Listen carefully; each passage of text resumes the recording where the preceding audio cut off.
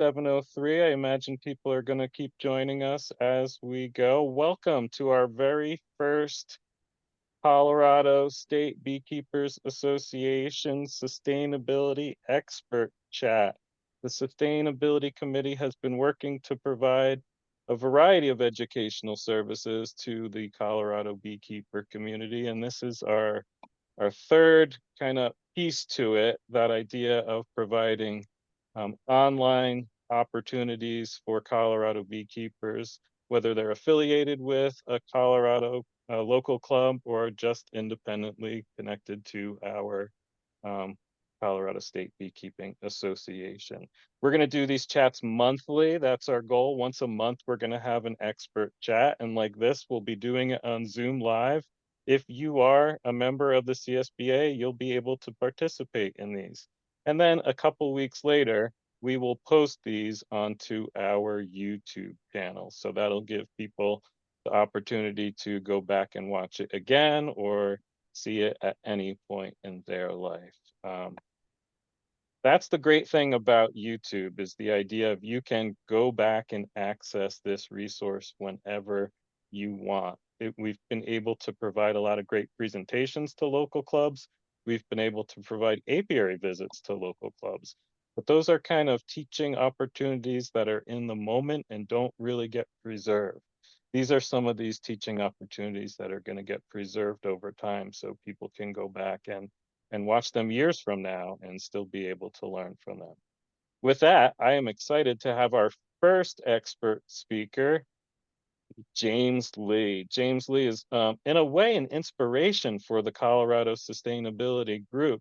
He's been doing a lot of exciting stuff with the let me get it right, the Sustainable Beekeeping Guild of Michigan, the SBGMI. It's been really exciting to see what that group has been doing up in Michigan, and we'd love to kind of be mimicking, kind of mirroring what they've been doing to kind of build something here in the Colorado area to build up our genetics as well. So thank you, James, for joining us, the president of the SBGMI. Thanks so much for having us. We've talked a couple of times. You've been a great resource for me already, just to kind of in touching base here and there.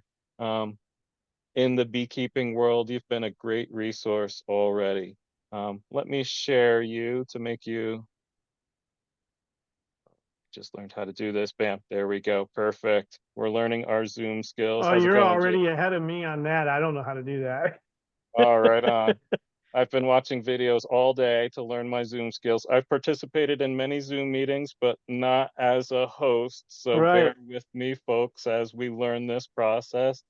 James, tell us about yourself. How'd you get into bees? Tell us what's the beekeeping backstory for James Lee?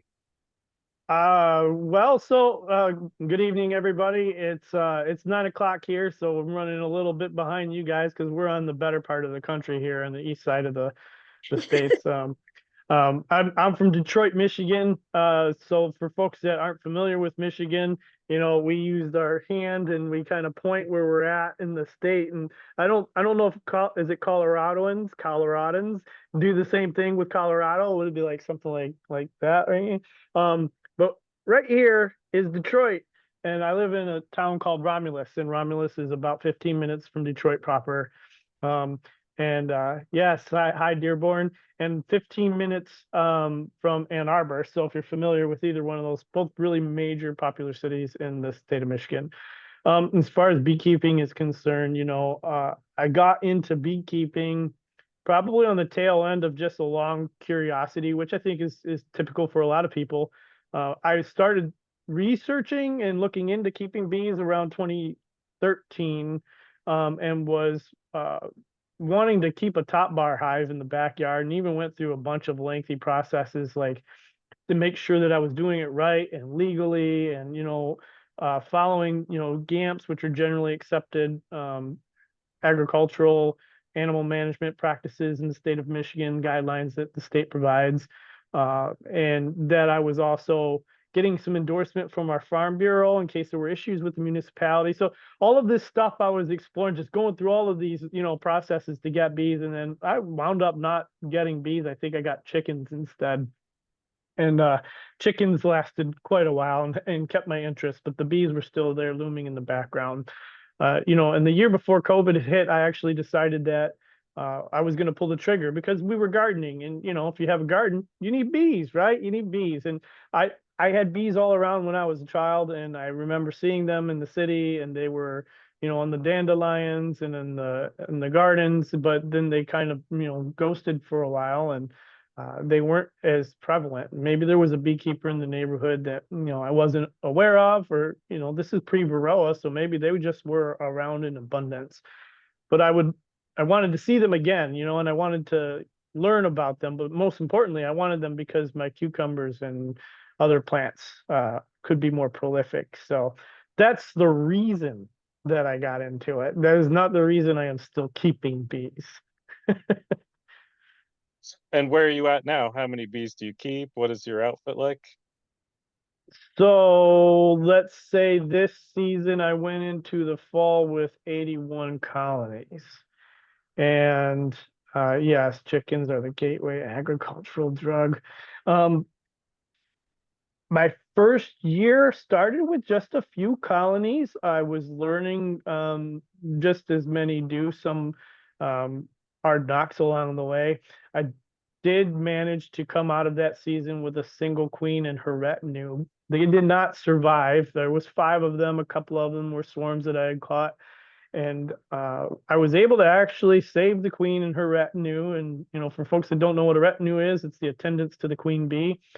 And I had thought the colony had died, and I went in there, and then I started pulling the boxes apart. It's a sad situation. You're trying to figure out what to do next and prepare for new bees in the spring, whatever it is they're going to do. And these bees were flying around. I was like, oh, wait a minute, that's interesting. This is late March. And when I looked further upon examination, there was a queen. She was still alive. And my wife reminds me frequently what I did next. I took the bees down into the basement. I placed them into a nuke, and I put a blanket over the box to keep them warm.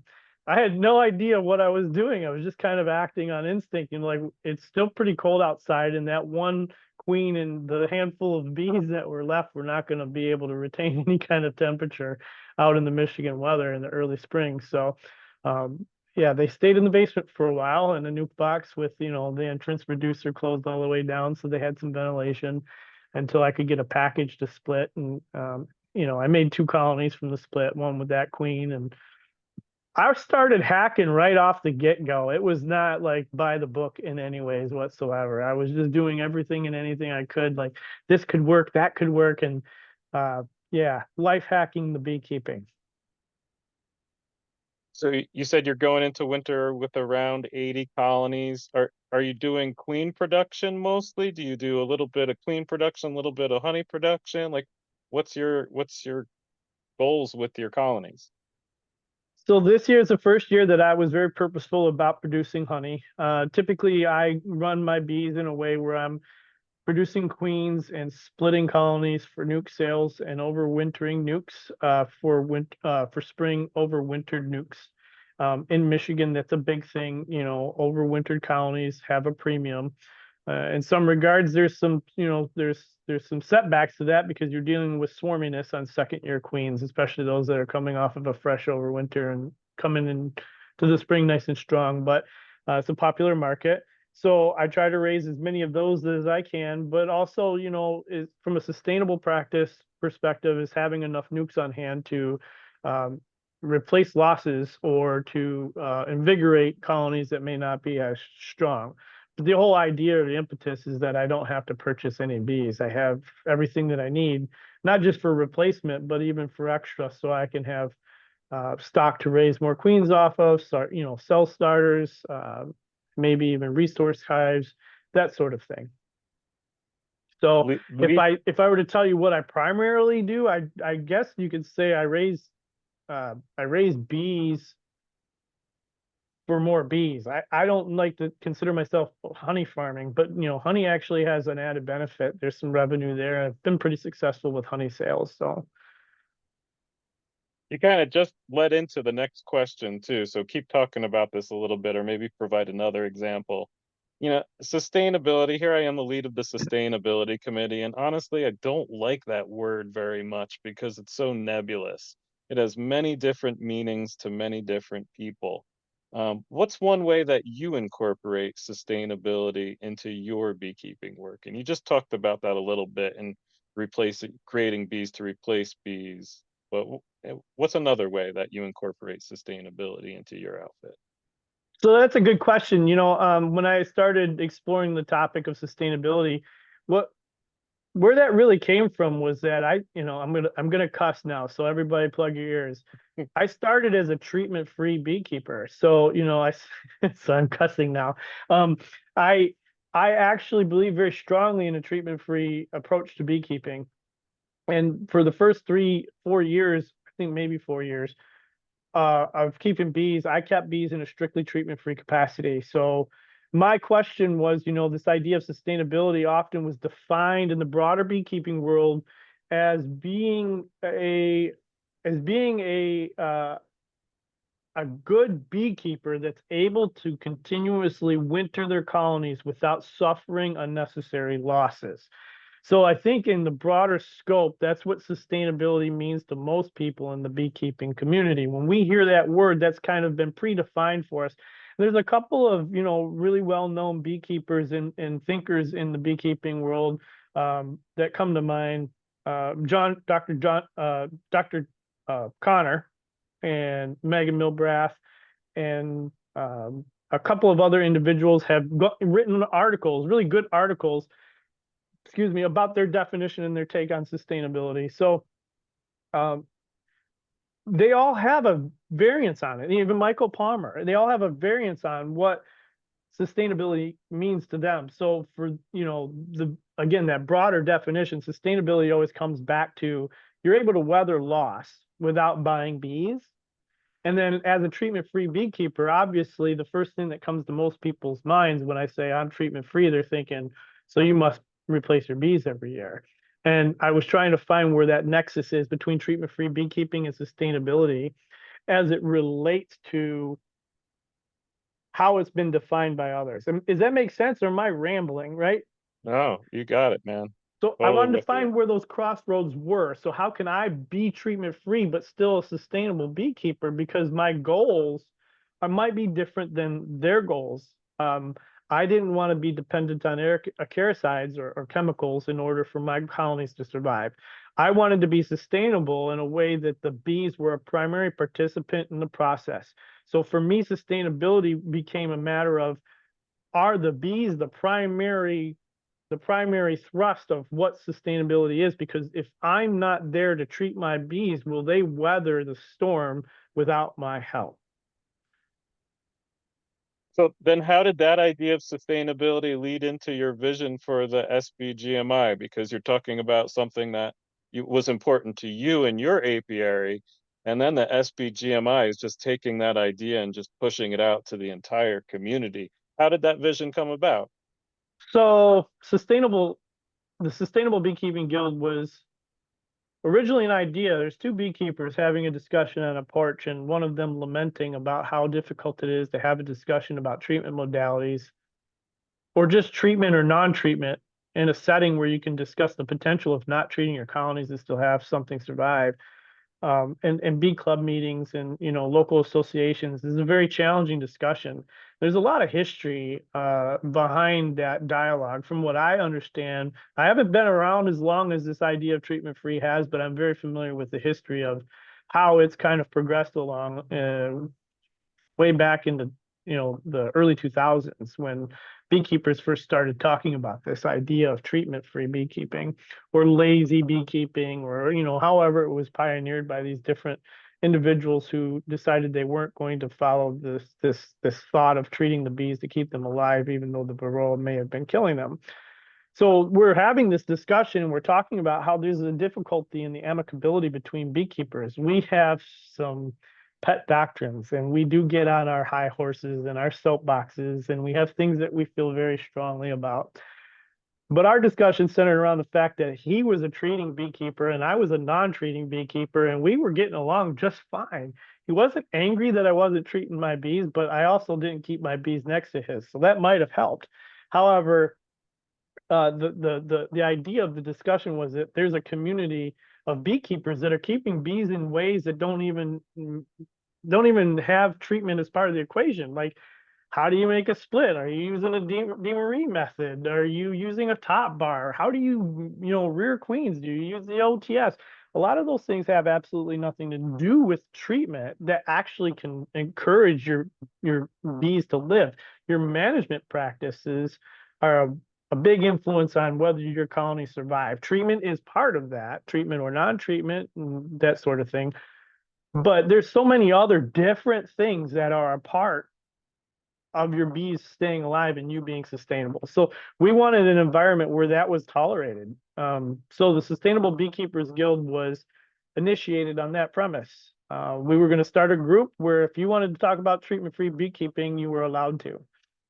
If you wanted to talk about treating, you could, but we're not talking about treating in the sense of prophylaxis.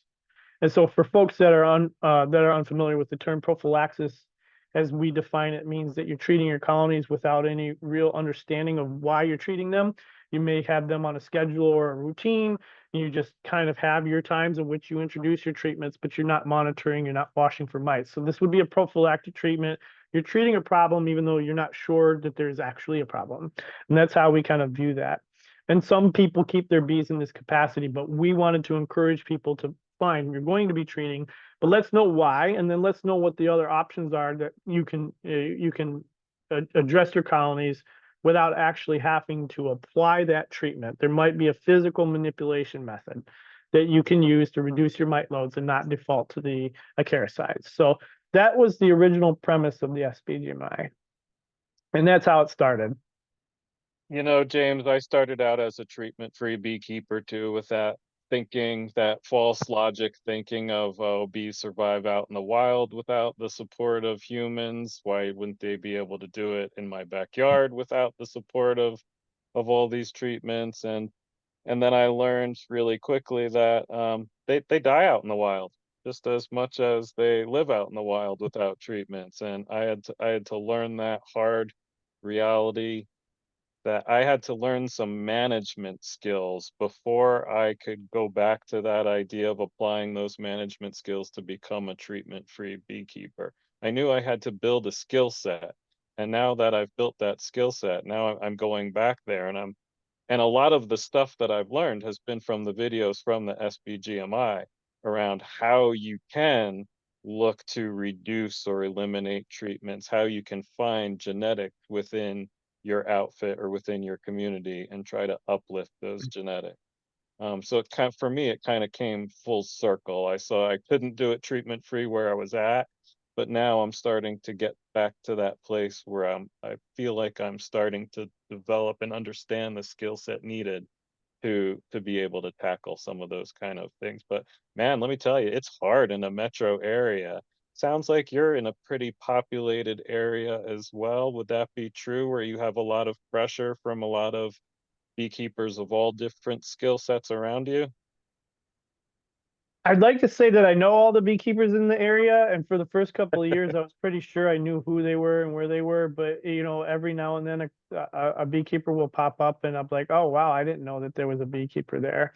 But most of the beekeepers now, we're here 5, 6 years later into my breeding program, if you will. And I know most of the beekeepers, and a lot of them are running genetics that I've been able to cultivate in the area, but it would be considered an urban setting. I do live in a residential neighborhood, and my bees are in a metropolitan area. If anybody's familiar with the Detroit Metro Airport, I quite literally am a stone's throw away from the most of the runways, and I hear the planes every day, every night. They're part of the background. I don't even hear them, and that's one of the questions folks will ask when they visit. Like, don't you hear that? I'm like, hear what? I don't know what you're talking about. And if you've ever watched any of my videos on YouTube, you'll see sometimes I just have to stop because the planes are just coming nonstop over my airport yard. So as you talk about the community, how does the SBGMI work in collaboration with other organizations and groups within and beyond Michigan? And how important is it to have the support of local clubs to the mission of the SBGMI? So this is a really good question, right? So the Sustainable Beekeepers Guild, originally, as we talk about the origin, the idea was to function as a club and to kind of provide that social engagement, that social alignment that you have with in-person clubs. And actually, one of our first meetings was in person and involved people from all over Michigan. And our guest speaker was Sam Comfort. And that was, a really serendipitous kind of scenario because he happened to be in town.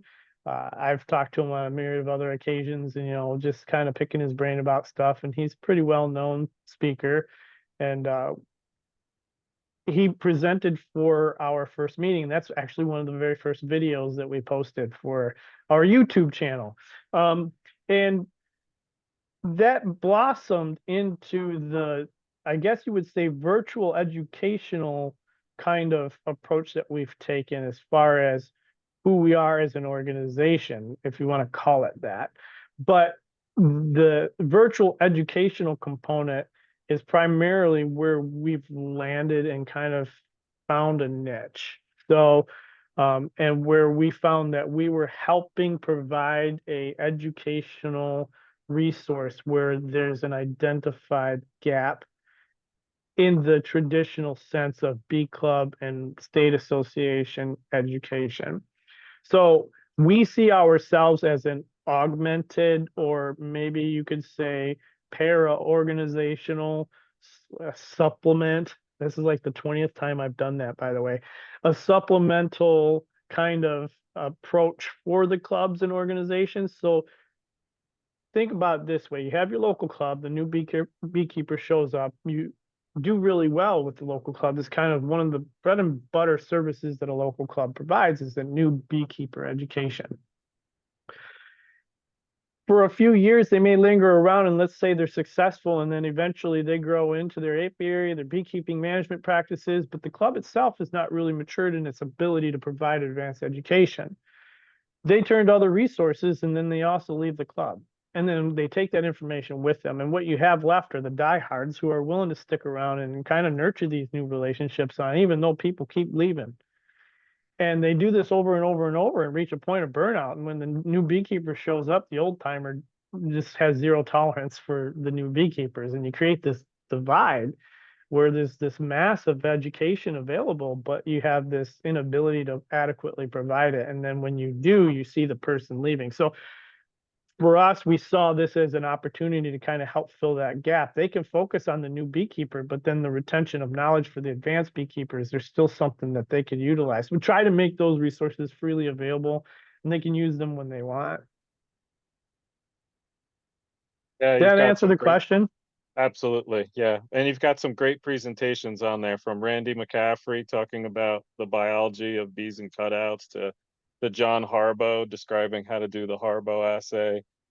Those are some great resources. Now, there's also the Northern Queen Initiative. They're similar, but not the same organizations. Would you Right. call them organizations? So the Northern Queen Initiative is birthed out from the SBGMI. It's always the Queen Initiative has always been part of the plan. The goal of the SBGMI is to provide that education or to provide that place where we can have those safe discussions about better bees and reduced treatments and maybe even completely treatment free, utilizing resource wherever you start in the process. As you said, you started off treatment free, and kind of went off into this idea that it was difficult, and then gravitated toward a more, sustainable approach where you're not losing your bees all the time. Or there's those that, start out treating right off the get-go because of how they were taught or educated, and they have their schedules and their routines and they have their methods and approaches, and it works for them and they're sustainable. But bringing everybody back to that middle ground and then doing this for a period of time works well, but then we say, okay, we want people to be able to start out in a way where the queens and the bees that they're working with are actually able to, I guess you could say, are able to survive despite the beekeepers' shortcomings, right? So people always say you got to start with good stock, but there's no stock. Where's the stock? Where are the bees? And why are they so expensive? I don't know any breeders. And so there's no breeders. And then the ones that have the queens that we were looking for, we can't really vet what it is that they say that they have. How do we know that what they're selling me is actually going to do what they say it's going to do? And in the treatment-free world, that's really kind of tricky, right? So it's kind of death by experimentation, because though it survived for a year in your yard, on the second year it completely pooped out because it wasn't even genetics at all. It was just that it managed to survive that first year mite load.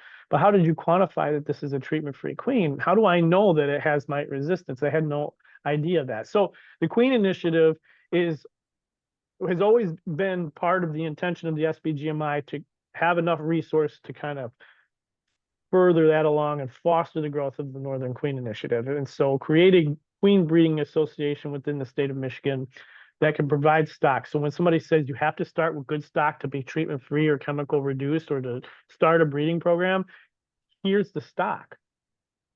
And so having that available so others can have this good running start has always been part of the plan. And the Northern Queen Initiative is a 501c3 nonprofit. And so it was organized with that in mind. It's going to provide this educational resource, not just to create a breeding network, but also to evangelize other beekeepers, to teach them to become queen breeders too, and to teach them to graft their own queens, whether they're actually using a grafting tool or they're just using a split method. There's so many things that go along with queen rearing that you can implement, from queen biology, mite biology, bee biology, all of these things that you can implement to create better stocks and never even pick up a grafting tool. And you can do that by starting with good stock. And you can take 10 years off of your breeding program if you got something that came from somewhere else, that somebody else has already invested time in and has vetted and that sort of thing. So we wanted to have that kind of, not call it pedigree, but like a measuring, it would be pedigree is the right term, but a way to measure the validity of what it is you're purchasing and what's being sold. And as I like to say, I'm not selling you snake oil. There's also that recognition too, that to change the genetic, it has to be something done in a collaborative way. You can't just do it with one person. It's something that's got to happen over generations with people around you. It can't just be one person pushing out good genetics. It doesn't matter how many there are. It has to be a collaborative effort with those folks. You had a presentation for the NQI. Does this sound like a Sure, good time to yeah. hop in? Let me see. I'm gonna make sure I get anything that's not appropriate off of my laptop screen here before I hit share. Not that I would have anything inappropriate.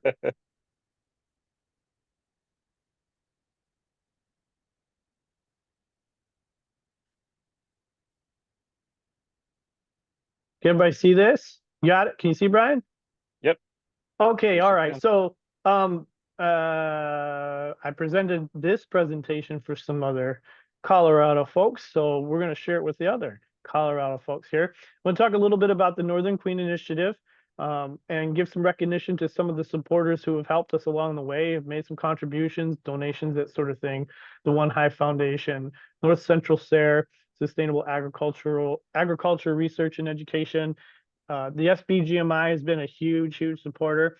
The Miller Bee Supply, they're great. If you ever need anything from them, they're really great people, good resources. We love getting our grafting frames and our larval transfer frames. So we use those for doing harbo assays if you ever decide that you're going to do that. The American Beekeeping Federation. They provided a $500 grant that kickstarted us. I'll probably talk about that again here in a minute. Just briefly, the mission statement for the Northern Queen Initiative is that we are a 501c3. We are organized to educate, train beekeepers in queen rearing techniques. We seek to improve the value and production of locally adapted survivor stock queens. So there's a lot of stuff that goes into that statement, but the bare minimum is that we're trying to train other people to do what we're doing, and then they train other people to do what they're doing, and so on and so forth. If I could go door to door, I probably would. I just don't have time for that. The NQI will provide education and training for interested beekeepers to raise queen bees while improving their genetics. This is not an overnight process.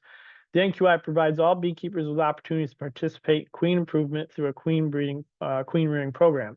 Our training is focused on proven techniques with access to breeding stock that thrives in northern cold climates, exhibits good honey production, possesses a calm temperament, and are mite resistant.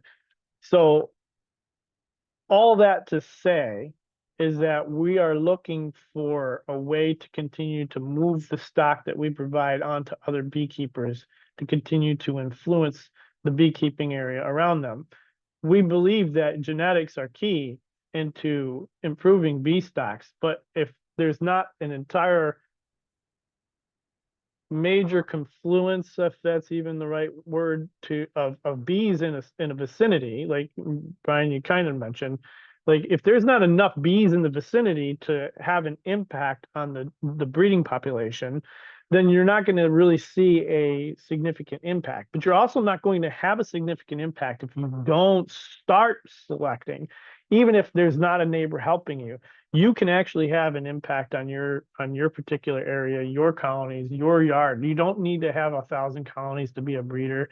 I don't put that theory forward. There are other people that will disagree with me. I think you can actually have a significant impact on breeding and see results with just 25 hives. That might be another point of discussion for another time. I've got lots of theories on that and evidence to show that it works. So the initiative aims to improve the market availability, and this is what we were talking about. If there's somebody saying you need to start with good stock, treatment-free is impossible, but because you can't start with good stock, and you can go catch swarms, but people will tell you, well, those are just swarms that came from somebody else's colonies. Well, maybe so, maybe not. Maybe they are good queens, but you're going to run the risk of colony death attempting to select, because the best selector is often Mother Nature, and Mother Nature half the time is going to kill your colony. You want to establish a network of production for selected stock to improve Michigan honeybee mating areas and develop a sustainable reservoir of selected stocks. So they're always available. I can count on the Queen Initiative next year to have queens for my program. Provide local regional access to queen stocks through local pickup from producers, bee clubs, and overnight mailing. So we mail a lot of queens. That's not really the intention of the program, but it is a nice bonus to add that source of revenue through queen sales to help support the queen rearers in the program. But also it's nice to exchange genetics with other people and keep that diversity up, but also benefit from the selection criteria that they're using in their own stocks. So you have other people that are, say, in Ohio or in Colorado or even in California who are using our stocks because we're using selection methods that not everybody else is. And so in order to increase the amount of those alleles in your genetic population, the population genetics, then you're going to continuously add those genetics to your operation. And then that breeds out into the area around you. Does that make sense? So your drones are going to mate with local queens and your neighbor's queens and feral queens, and you're going to end up continuously adding this mite resistance to that whole population. So quick question here, James. Yeah. Are you selling queen cells, virgin queens, mated queens? So currently the model is to focus on VSH virgin queen stocks. We will sell mated queens if they're available, and we have criteria for both. So you can't sell those through the Queen Initiative's portal unless you meet that specific criteria. So you can sell, if you're a queen breeder in the NQI, a queen breeder for the NQI, let's say, and you produce, 100 queens, but they were off of a queen that you haven't been selecting, you can sell them and do whatever you want with them. But we're not necessarily branding them or see, I did it again, or selling them through the Northern Queen Initiative's Queen Portal, because we want the Queen Portal to provide a set of expectations for people who are purchasing queens. We're not limiting you from producing whatever queens you want, but we're asking that you provide certain queens that have been bred under certain criteria. Does that answer your question? Yes, thank you. I am a social worker, so I don't always answer questions directly. Sorry if I confuse anyone. I promise I will clarify best as I can. I usually am trying to get you to think through the answer and get to the conclusion yourself, so I don't have to get to the conclusion for you. Recruit additional queen producers to amplify project objectives and methods and improve regional saturation of viable honeybee queen stocks. So we want as many people doing it as possible.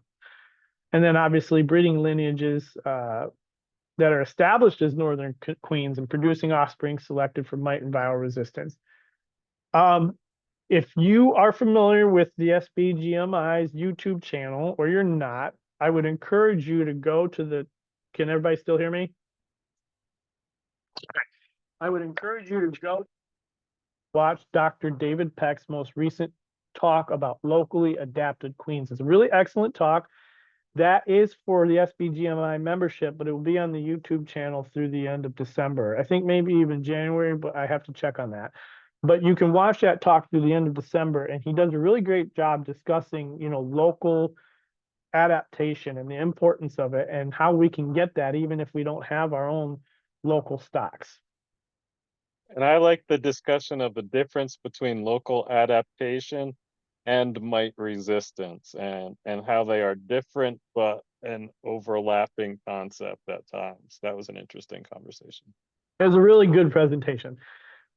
So it's a practical idea that's in practice. The NQI will focus its efforts on retention of heritable and preferred traits to honeybee queens. We use scientific assay methods as well as education on the use of proven methods of identification of hygienic traits. So there are lots of different ways to look at your bees and maybe determine whether or not they might be hygienic or they have certain mite suppression attributes.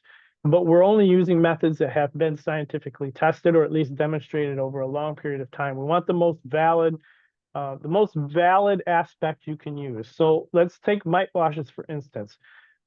Do we believe that mite washes can give us some sort of reading on queens and tell us whether or not they're mite resistant? The science says that there's a very small and a very, very small chance that you can determine whether a queen and her colony had the genetics and the alleles to convey mite resistance to her offspring. It's very super small, but it is there to some extent. So this method can be used in some way, but not as a fully reliable source. So we're going to use something that can actually give us demonstrable evidence that this is a resistant colony. So the Harbo assay right now for our group is how we're doing that. That's what we're using as a proven method. We also want to have grading criteria that even beginner beekeepers, somewhat beginner, and even advanced beekeepers can deploy. So if you want to be a part of the initiative, there you can grade your stock and sell your stock based on however it is you want. And there's certain criteria that you're going to follow in order for that to be within the Queen Initiative's protocols. For instance, one of our breeders really enjoys Carniolan stocks. I don't really have any favorites as far as like particular stocks are concerned. He really likes Carniolans. Fine. But you're still going to be looking for VSH and Varroa resistance in that particular stock. Go get a Carniolan breeder queen and let's do it. That's great. Carniolans are great. But, I can call mine mutts, carnies, Russians, whichever. As long as they got mite resistance, for me, that's what I'm ultimately looking for. And that's what we want the initiative to be looking for. I just said all that. So who is the Northern Queen Initiative? Well, here's that map. I didn't even have to use my hand earlier on when we were chatting because there's the great state of Michigan. This is the lower peninsula. The southern lower now is the portion that you see on the screen that I flipped off of Google Maps. And the locations that you see are where our current queen breeders are located. So this kind of goes back to answering one of the earlier questions or maybe statements that I made. Is that we want to have locations that are within an hour's drive for beekeepers. So if you only have to drive an hour to pick up a queen, you don't have to pay $65, $75, $85 to ship it overnight. You're increasing your risk of loss through the mail. You're increasing risk of overheating the queen through the mail, or whoever whatever else is going to happen from point A to point B. But if you have just a 1 hour drive, that queen is more safe than as she's traveling in the back of a hot UPS truck. And you also are having an opportunity to get to know the person that is breeding for you, the person who's helping raise queens. and influence the genetics. So there's that connection as well. So these are within an hour's drive of most major population centers in the lower half of the state. And with Michigan, as you go further north, the population density decreases significantly. So this is an effort initiated through the SBGMI. We talked about that. The soft launch was in 2023, and there's 4 queen producers in total right now. Actually, we just added somebody the other night. So there's 5 queen producers, and there's actually a 6th that is currently coming on board. So primarily located in the southern lower. This is Matthew and Megan Kobe run Kobe Apiaries. They are in Grand Rapids on the west side of the state. David and Karen Rex are on the east side of the state with me, but they're a little bit further north from me. And this is B Rex Apiary in Fenton. Bradley Cloutier in Decatur down on the southwest lower side of the state. And these are the 4 beekeepers. And there's this guy right here. So you guys have been listening to me yammer for about, I don't know, 30, 40 minutes now. If you want any of my contact information, there's all of it there on the screen. Brian also has it. Feel free to reach out to me through any of those modes. I've been too busy with all the other websites to work on mine, but it's there. It just doesn't have anything on it. So.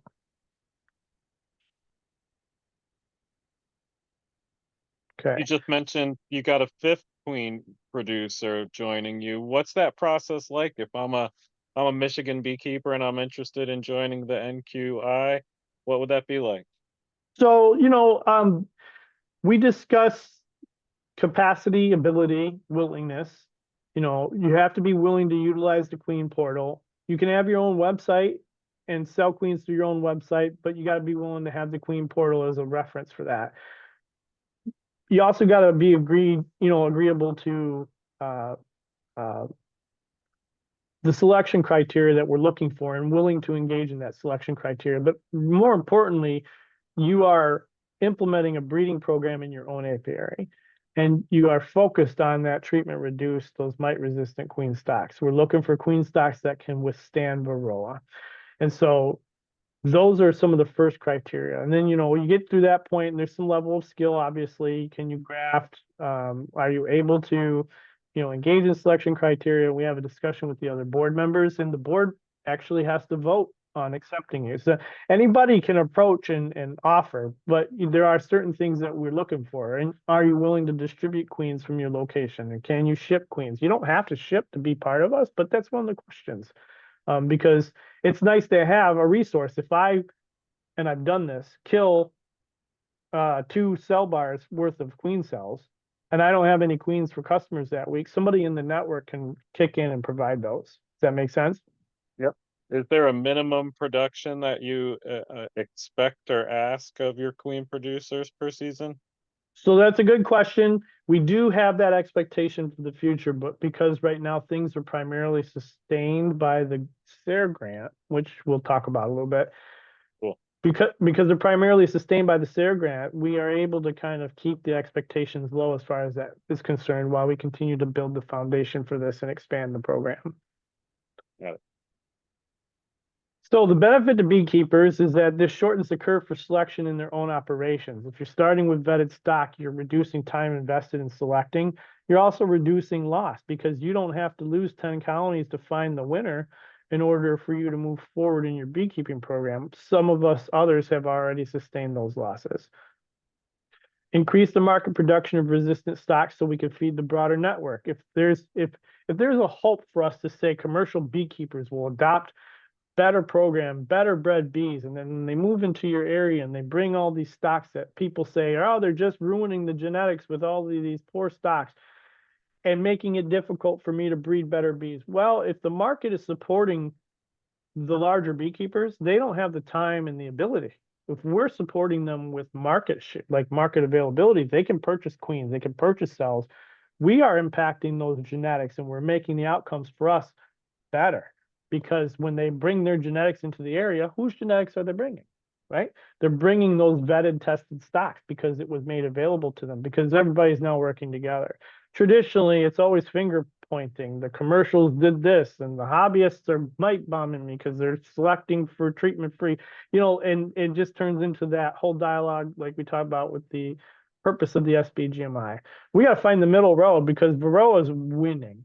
All right, we're not going to beat Varroa if we stay in our silos when it comes to these sort of things. So we want to increase that market availability so more people can buy the stocks. You might not want to raise queens. Support somebody who can provide them to you. Buy your queens from somebody who's putting in the work and invest in your genetics in that capacity. So we also want to discourage and eliminate the chemical treadmill for beekeepers. My dream is that you can buy a queen from us and then you don't have to worry about treating them because they're handling the mites on their own.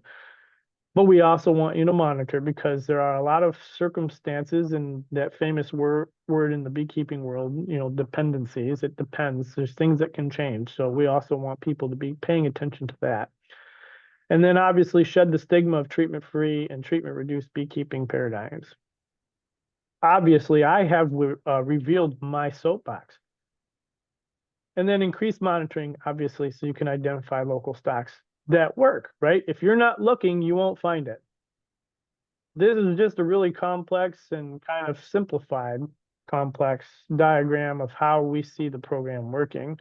There's all these different connections, but when you brainstorm this out, like what does it look like for all of these cooperative efforts? Where are the state and local bee clubs? How does the information get back to the queen breeders from the people that are using them? We utilize surveys. We send those out to people that purchase queens. And the beauty of using a queen portal is you're getting that information. You know who bought your queens. Some people fall through the cracks. You might sell, a couple queens off to the side, put the money in your pocket and forget to document it. That happens. But a good majority of people that are purchasing queens are purchasing it through the portal. We're able to kind of remain engaged and intact and get some understanding of how they're doing. Are they being successful when they're introducing them?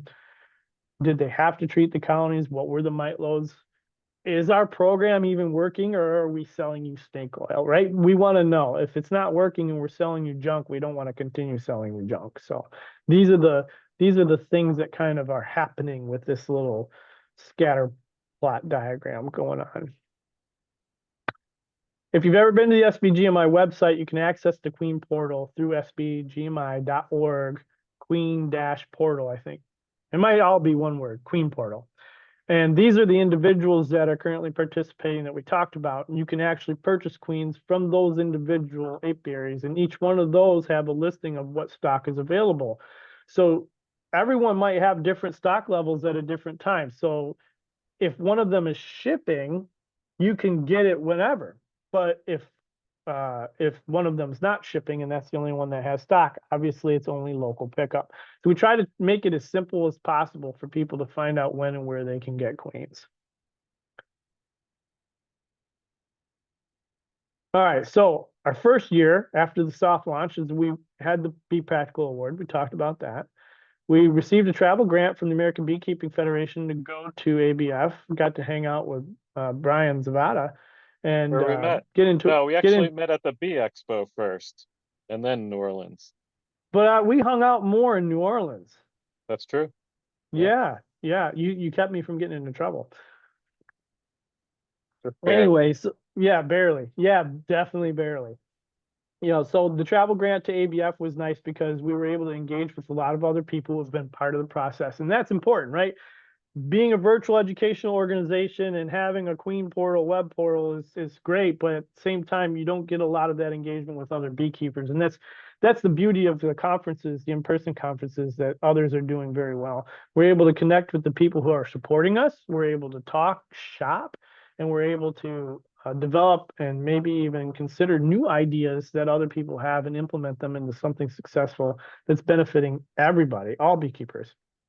Now, James, that training that we went to was basically teaching us how to talk to legislators about a particular big topic.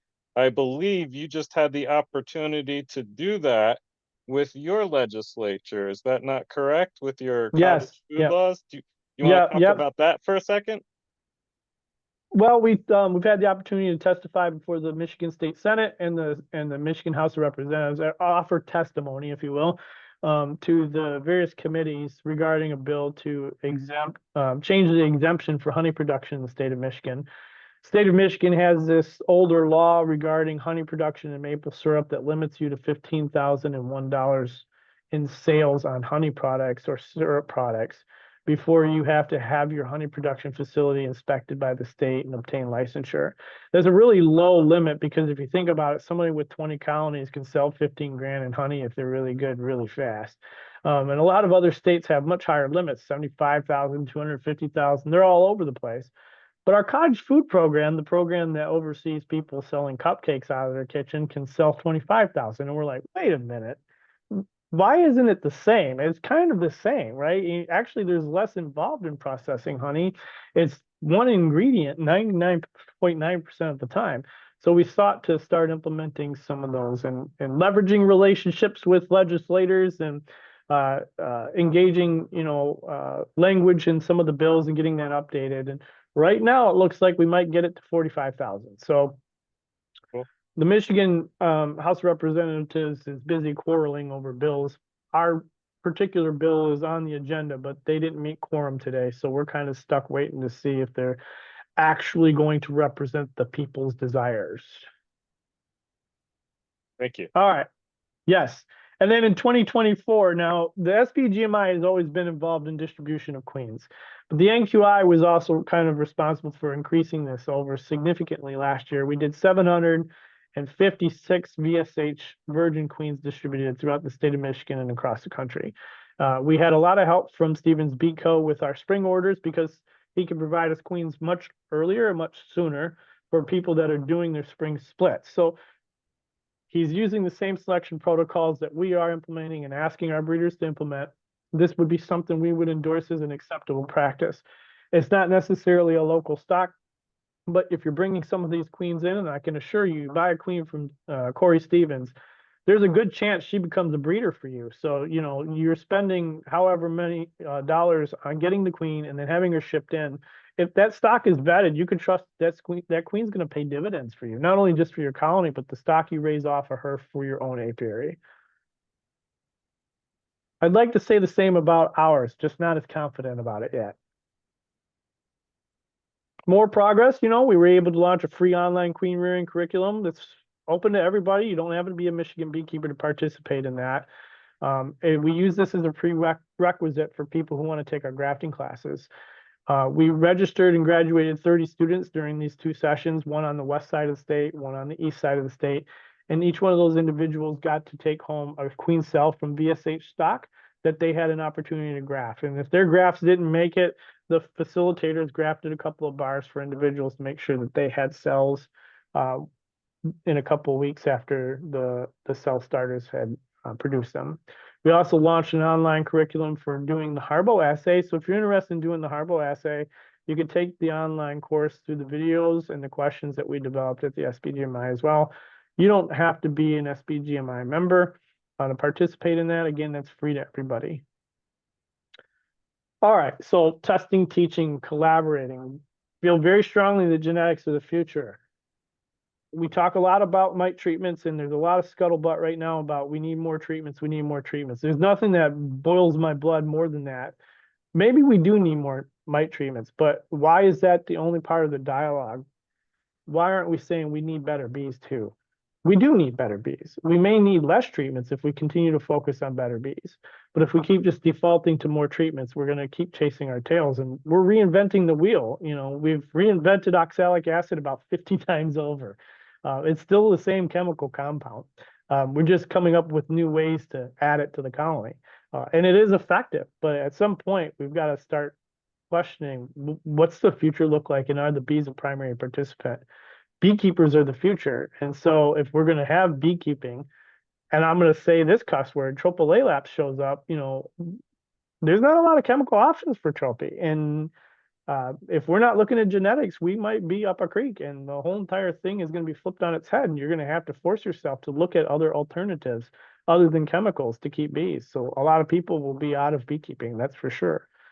Obviously, many hands make light work.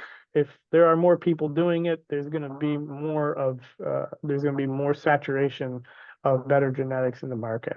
We can't achieve this with just single sources. One queen breeder in the country providing 10,000s upon 10,000s of queens creates genetic bottlenecks, and that also influences virus and high colony mortality. So this is where I'm going to schlep shirts. So if you go to the website, you can buy one of these cool shirts. I'm partial to all of them. I really like the Bomber Queen down there in the back, bottom right corner. Um, it's $5.99 to ship anywhere in the country. Sometimes we take a loss on it, but these help raise a little bit of money for us. They're $24.99 in the store right now. Help us get rid of the stock because I got a really cool design I want to share with everybody, and I'm not buying any more t-shirts until these are gone. So it's on you. It's on you. This is, the QR code and information if you're looking to make a charitable contribution to the Northern Queen Initiative because it's the season of giving and it's the end of the year.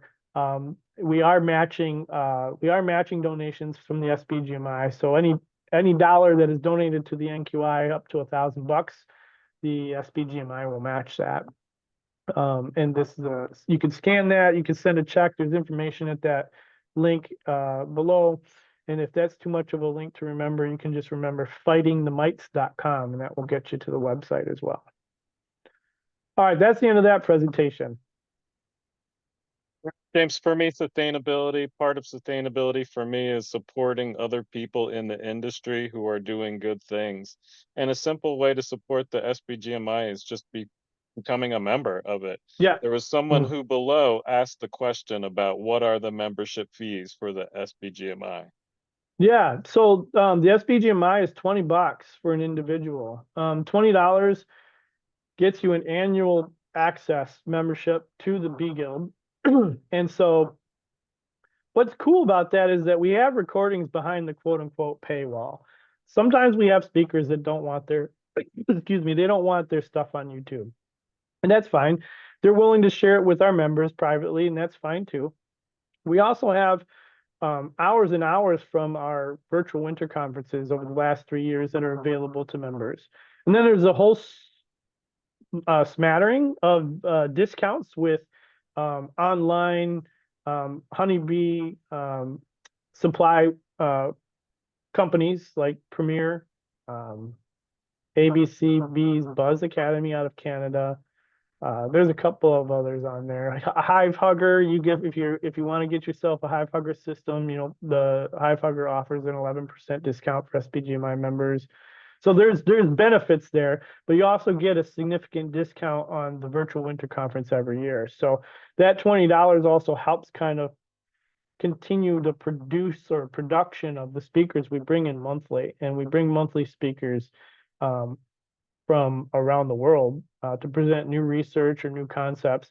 But, I like to say that I focus on things that people might not have already heard. If it's already on YouTube, there's no sense in reinventing the wheel. But we're always looking for somebody who's doing some innovative work that can, benefit from obviously, portraying their message to other beekeepers, but also benefits us and our members because we're all about increasing our knowledge to keep our bees alive and reduce our chemical dependence. So.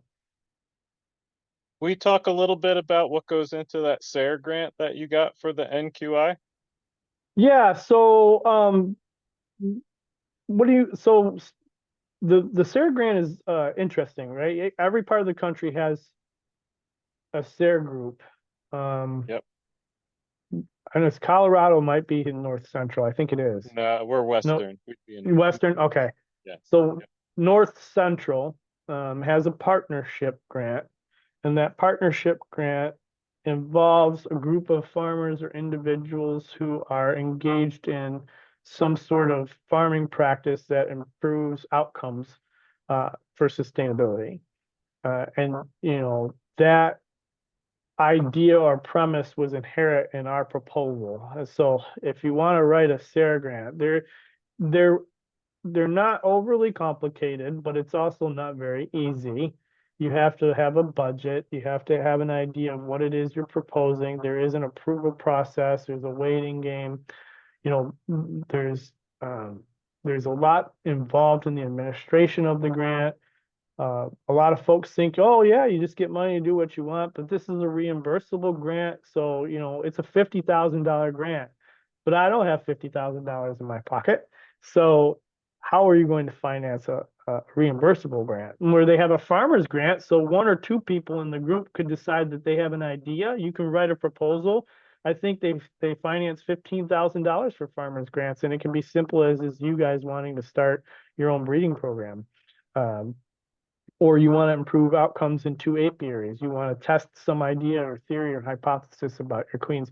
That's one place that you could start. Whereas the partnership grant was a larger scale, broader production that involved multiple persons. So Have any advice for anyone considering applying for the SARE grant?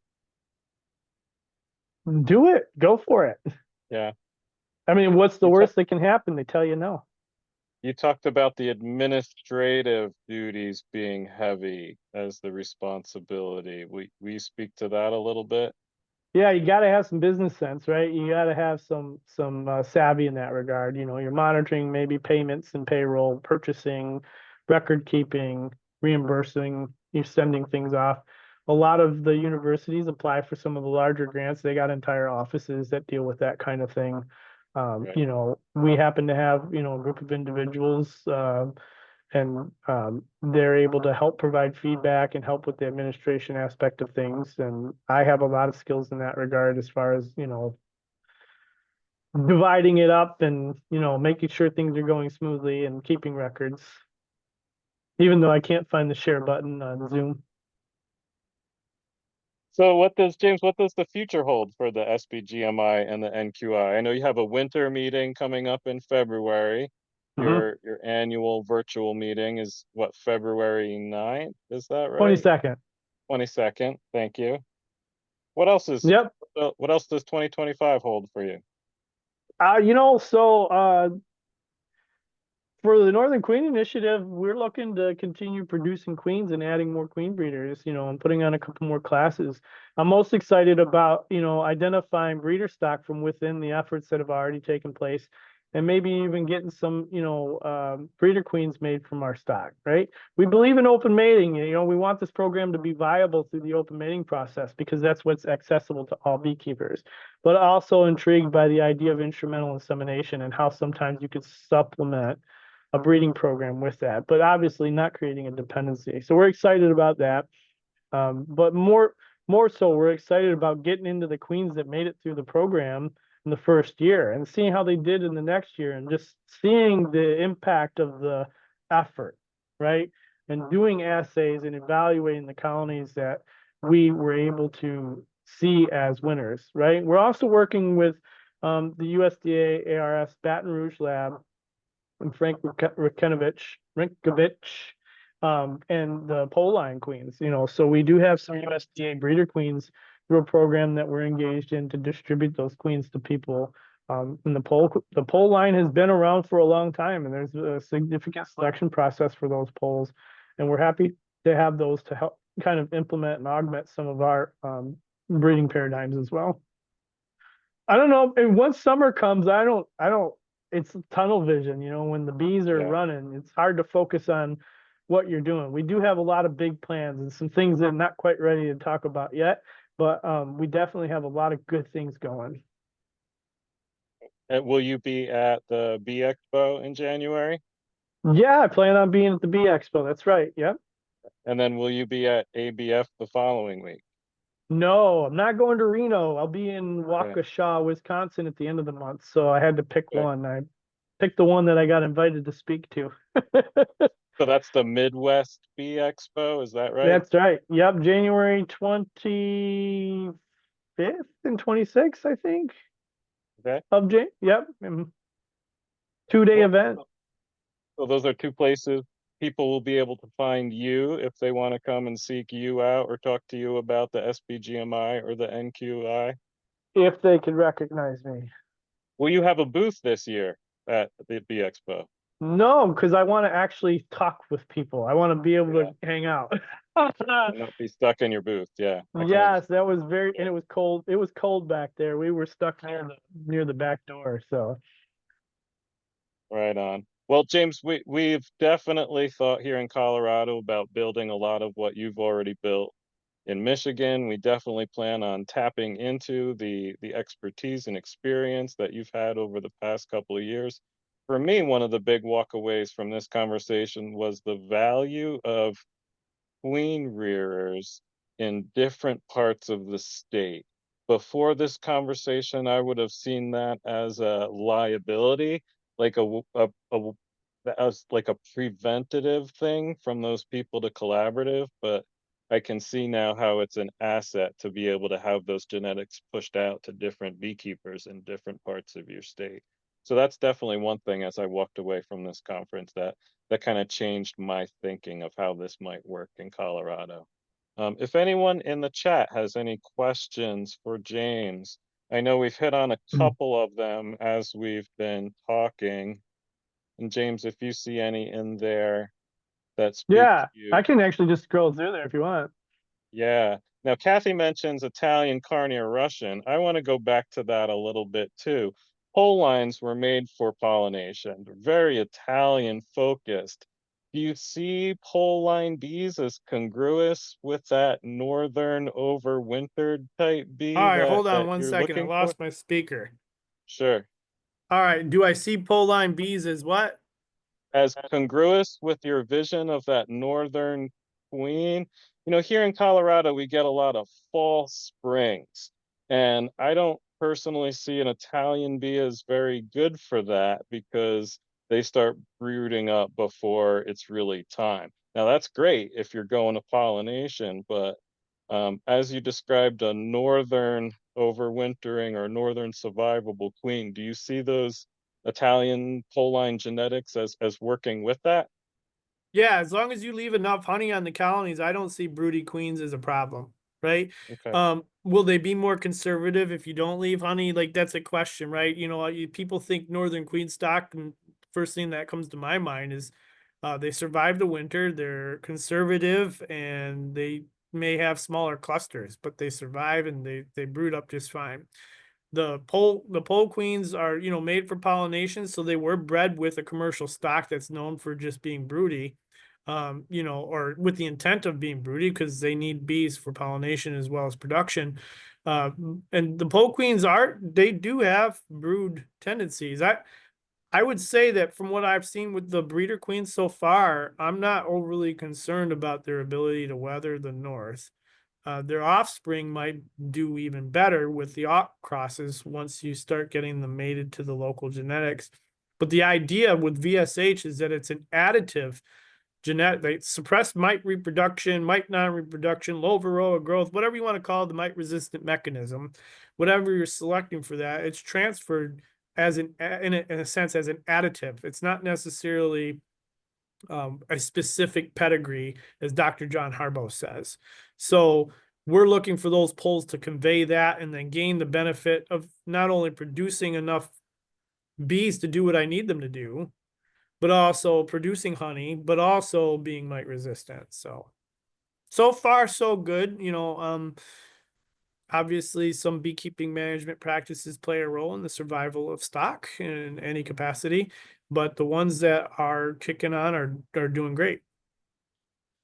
Yeah. But it's only December 18th, so Yeah. Have you had a warm winter so far where you're at? we had a delay start to the cold weather. I would call it that. It was warm up until about the second or third week in November, and then we started getting pretty normal average temps and 30-degree highs and 20-degree lows. Gotcha. So Dina asked how long I had 81 colonies. Well, I've only had 81 colonies for this year. Um, Previous years I've been close to that, but it's progressively gotten higher. I started out with, one or two colonies, and then, the next year I think I had 30, and then the year after that I had 62.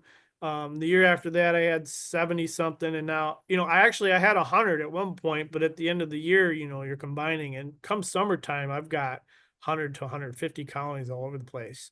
And not all of them are full size, so we're counting nukes and single 5-frame queen boxes, so those count as well.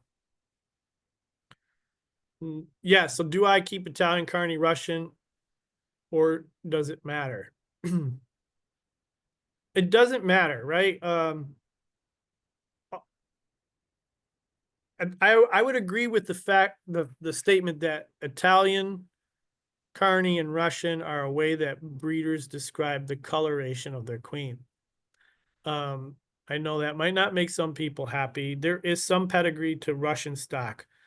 But if you're telling me that it's Carney, Italian, or Russian, I'm going to ask you, where did you get the sperm from, the germplasm? Like, how do you know that that queen is what they are, what they're saying they are? And I would ask you to ask me the same question about the queens I'm giving you. Why do you know that this is mite resistant? Because, I kind of think about bees and queens like, if anybody's familiar with the hunting industry, deer hunting, you can walk down an aisle at your local sports shop and you can see about 5,000 different trinkets that will tell you this will make you a better successful hunter.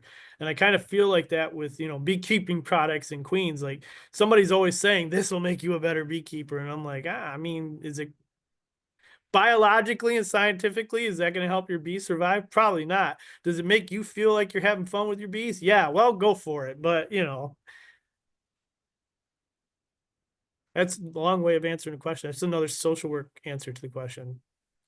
She also asked Romulus, how much land do I have? I live on a 16th of an acre. So I don't have a lot of land at all, actually. Most of my colonies are on other people's land, and they generally have 1 to 2 acres. A couple of them have 5 acres. The largest, I think, yard is 10 acres. So, and it is suburban and sub-rural. So, Romulus is quite a bit of a mix and undergoing a lot of development right now. So we're losing a lot of the flora that the bees are foraging on. So that's going to be interesting because there's large buildings where there were once giant, fallow fields that had converted into wildflower, and goldenrod and asters and all of the fun stuff. Do I have a single brood or single hive configuration?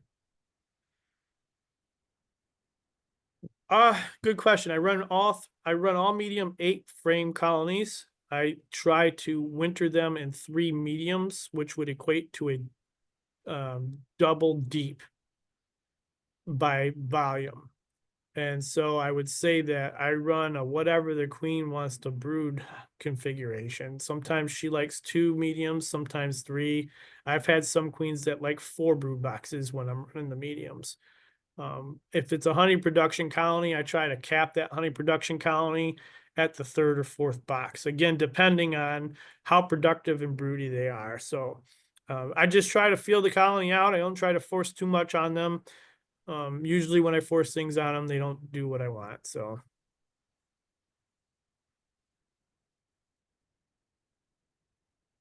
Do I ever trade queens with others? Yeah, of course, all time. I'm always reluctant because I always feel like I'm getting the short end of the stick, but that's, my own feelings about my own stock. So, like, I don't know if this is going to be as good as mine, but yeah, okay, I guess I'll take it. I'm always interested in evaluating somebody else's queens. Yeah, I trade queens quite frequently, especially VSH queens. So, why do we prefer selling virgin queens rather than mated queens? Good question, right? So the virgin queen is tricky because people don't really know how to introduce them, or it seems taboo. And this goes back to that earlier statement when we were talking about the education gaps in bee clubs, right? Most people are taught to get a mated queen, but in the spring, when you make your spring splits, you're dividing your colonies, and some people want to introduce a mated queen so they can have their colonies come to maturity much quicker, right? And then you can get on to honey production. You're not losing a lot of time. But you can also make your split and introduce a virgin, as long as you introduce the virgin correctly. And that split has to basically be queenless for a period of time and not able to make queens after you've made the split. So at least 7 days of queenlessness, which is not really that significant in the early spring. And then you're adding vetted genetics from someone else, and then you're getting the genetics of the local area once she mates. So you might be bringing in foreign stock from somewhere else, but you're not losing too much on the offspring's ability to sustain local viruses and pathogens, or maybe have what I would want, those conservative abilities to reduce brood laying at the right time at the end of the year, and to make enough honey to winter on, and maybe not consume 2 supers worth of honey just to get to January. So those are things you're going to benefit from, that local mating of the VSH or the virgin queen stock. And when the virgin is mailed to you, you are not um, you're not creating a situation where her spermatheca and the sperm inside of her is overheated in transport or damaged during transport. So you lose a lot of vitality when you're shipping a mated queen. So again, that's another benefit to that virgin stock, that virgin queen. So that's why we prefer it. And also, it's cheaper for you to gain access to better genetics instead of paying $65 for one of my mated VSH queens, because I'm not going to sell it to you for less. I put in a lot of work, and by the time that queen's mated and she's heading up a colony, I've got a $225 nuke that I'm losing when I take that queen out of there. So for me, the trade-off is pretty significant. I would rather you have 5 queens to the 1 mated, and then you get 3 out of the 5. You still have basically made the same value and then gained those genetics as well. And then you have your local adaptation playing a role, and now you're able to select from your own stock. To me, it's a win-win. It's a no-brainer. Once I learned about it, I was like, yeah, why wasn't I doing this before? From a queen producer's perspective, the amount of resources that go into producing a mated queen are tremendous. So for that producer to be able to produce queen cells or virgin queens and then push those out to beekeepers, the impact is a whole lot greater because they can produce a whole lot more queen cells or virgin queens. And here's where I see a big role of local clubs working with those queen rearers, really in collaboration, really, because the clubs can teach those beekeepers how to introduce a queen cell or a virgin queen. And then, okay, on Saturday, you're getting your queen cell or your virgin queen, and they've prepared their colonies or their parts of their colonies for the introduction of that queen cell or virgin. From a producer's perspective, the amount of time and resources is cut tremendously. So the producer can create a whole lot more in that, Right, whatever that queen producing season is in that area. That's another right, reason beyond right. that shared genetics of where those queens are going. And then the other side of that is there's a lot of resource and time that goes into producing virgins as well. The easiest is to just sell you a cell, but I can't offer you any guarantees from the NQI side of things because we don't know that they'll emerge. We also don't know if that's a quality queen or if there's been any wing damage. So, granted, there's risk involved in both virgins and cells. There's more risk in the cells for us because we are trying to vet a product that you benefit from, but also that you can kind of have some reasonable expectations of outcomes for them. And a virgin queen can be examined and you can cull ones that don't meet any criteria. Whereas a And I queen can mark cell, them for you. there you go. And you can sort of do that with a queen cell. You can kind of candle them a little bit, but there's only so much you can examine with a Right, queen cell. right. Yep. So, do I have legal contracts with landowners? One of them, I have insurance liability with landowners, but none of them have required a contract from me yet.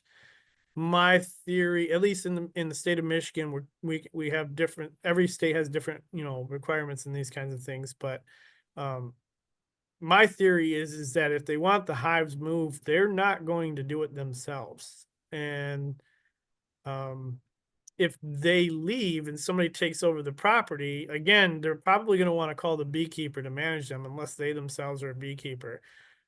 Should I have a legal contract with them? Yes, that's the right thing to do, but I don't currently have any legal contracts with any of the places I'm keeping bees. Anything else? Any other questions for James? Anything else about the SBGMI? Any sort of collaborative queen rearing questions?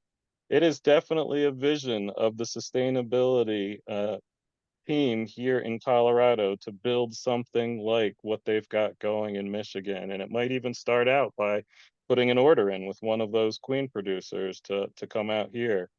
That's definitely something else I've learned is you don't necessarily have to start at zero. You don't Right, have to start with finding that nugget in your apiary or in your area. You could bring other genetics in that already have a lot of what you're looking for and build from it there. It's Right. not one or the other. It's a kind of an and kind of thing. Right. Yep. James, do you have any other kind of knowledge for us? Any last words of wisdom before we close out? I know it's late for you. No, I mean, I appreciate the opportunity, Brian. It's always a pleasure. Thanks for letting me share, some of the information about our vision, and some of the stuff that's been going on with the SBGMI and the NQI. It's all a labor of love. And, um, as much as I would like to say that there's a bunch of money in it, there's not, and the benefits really in seeing the progress and hopefully moving the needle for beekeepers and the species itself. I mean, that's how I see it. Again, I ain't gonna lie. I'll tell everybody, I want to see as many folks be able to successfully keep bees treatment free because I think it's possible. And I've seen the evidence for myself in my operation. And I've seen the need for treatment. I have started treating in some capacity, but I'm only treating a quarter of the whole entire population. I didn't start as a treater and become treatment free. I didn't follow that advice because I am stubborn, I'm hard-headed, and if you tell me I can't do it, I will prove you wrong. So that's how I operate. I'm just wired this way. I can't help it. I'm so sorry. But as I've gotten older, I'm a little more amenable to advice. And, I started out treatment free and I started to look at, okay, at 72% survival, if I can't do 75 treatment free, I'll treat the outliers. But there's a benefit to that. You can still be breeding treatment free resistant stock and treat 5 colonies in your yard.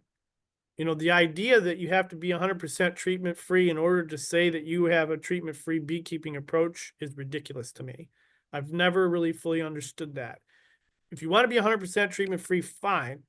But, you don't have to have all treatment free hives to take a treatment free approach to some of your colonies. It is what it is. And if your bees have to pay rent, you got a middle ground. But if we are keeping some in one direction and we're developing bees that are resistant to Varroa, we're winning as a whole. The more of us that are selecting, even if we're treating 5 or 10 of our colonies to keep them alive because we're monitoring. I'm not mite bombing my neighbor because I know who's got the mites, because I'm treating less and I'm monitoring more. Right? So do the best that you can with what you have. So at 75%, just because I told other people I would treat, I treated. I didn't want to, but I said, if I can't keep it 75, I'll treat the rest of them. Here I am. So that's what happened. But now I've got too many bees to deal with, right? But it's helping my selection program because now I can sell queens for people. No, we'll see what next year brings. I don't plan to continue down the route of chemical dependence. I just see it as an augmentation. And I think that's really the thrust of the SBGMI. I want people to be at a point where you can see this as an addition to what you're doing and not a dependency. And then if you didn't have access to chemicals, you've got tools to keep your bees alive because the ship didn't come in with the Apogard on it. So you have options available to you. So yeah, I don't know. That answered your question. I could do that all night. Perfect, James. James, thanks for all your time. Yeah, you're Look forward welcome. to seeing you in January. Yeah, yeah. And check out the SBGMI, check out the NQI, and hope to see you folks at the virtual conference on Yeah. February 22nd. Is that right? February 22nd starts around 8 a.m. And if you see There me you at the go. Bee Expo, come on up, say hi, buy me a coffee. Right on. Great seeing you, James. Appreciate Okay. everything you do. Good night. Have a great night. And we'll be doing this once a month. This talk will go up on our YouTube channel in a week or two, and stay tuned for our advertising for our next month's speaker. Thank you, everyone, and have a great night.